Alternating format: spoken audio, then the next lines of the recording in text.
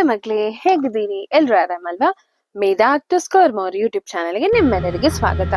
ನೀವು ನಂಬುತ್ತಿರೋ ಇಲ್ಲವೋ, ವಿಜ್ಞಾನಿಗಳು ಈಗ ಬಾಹ್ಯಾಕಾಶದಲ್ಲಿ 27 ಹೊಸ ಪೊಟೆನ್ಷಿಯಲ್ ಗ್ರಹಗಳನ್ನ ಪತ್ತೆ ಹಚ್ಚಿದ್ದಾರೆ. ವಿಶೇಷ ಅಂದ್ರೆ ಈ ಗ್ರಹಗಳು ಕೇವಲ ಒಂದು ನಕ್ಷತ್ರದ ಸುತ್ತಲ್ಲ, ಬದಲಾಗಿ ಎರಡೆರಡು ನಕ್ಷತ್ರದ ಸುತ್ತ ಸುತ್ತುತ್ತಿವೆ. ಇದನ್ನೇ ಸರ್ಕಂಬೈನರಿ ಪ್ಲಾನೆಟ್ಸ್ ಅಂತಾರೆ. ಸುಮಾರು 1590 ನಕ್ಷತ್ರ ಮಂಡಲಗಳನ್ನು ಪರಿಶೀಲಿಸಿದಾಗ ವಿಜ್ಞಾನಿಗಳಿಗೆ ಅಚ್ಚರಿ ಕಾದಿತ್ತು. ಇವುಗಳನ್ನ ಪತ್ತೆ ಹಚ್ಚಲು ಸಾಂಪ್ರದಾಯಿಕ ವಿಧಾನದ ಬದಲು ಟೈಮಿಂಗ್ ವೇರಿಯೇಷನ್ ತಂತ್ರಜ್ಞಾನ ಬಳಸಲಾಗಿದೆ. ಇವು ಭೂಮಿಯಿಂದ ಸುಮಾರು 650ರಿಂದ 18,000 ಜ್ಯೋತಿರ್ವರ್ಷಗಳಷ್ಟು ದೂರದಲ್ಲಿವೆ. ಆದರೆ ನೆನಪಿಡಿ, ಇವು ಇನ್ನೂ ಸಂಪೂರ್ಣವಾಗಿ ಖಚಿತವಾಗಿಲ್ಲ.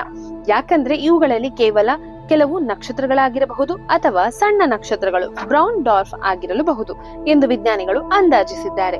ಒಂದು ವೇಳೆ ಇವು ನಕ್ಷತ್ರಗಳೇ ಆಗಿದ್ದರೆ ನಕ್ಷತ್ರ ಮಂಡಲಗಳ ಬಗ್ಗೆ ನಮ್ಮ ತಿಳುವಳಿಕೆ ಬದಲಾಗಲಿದೆ.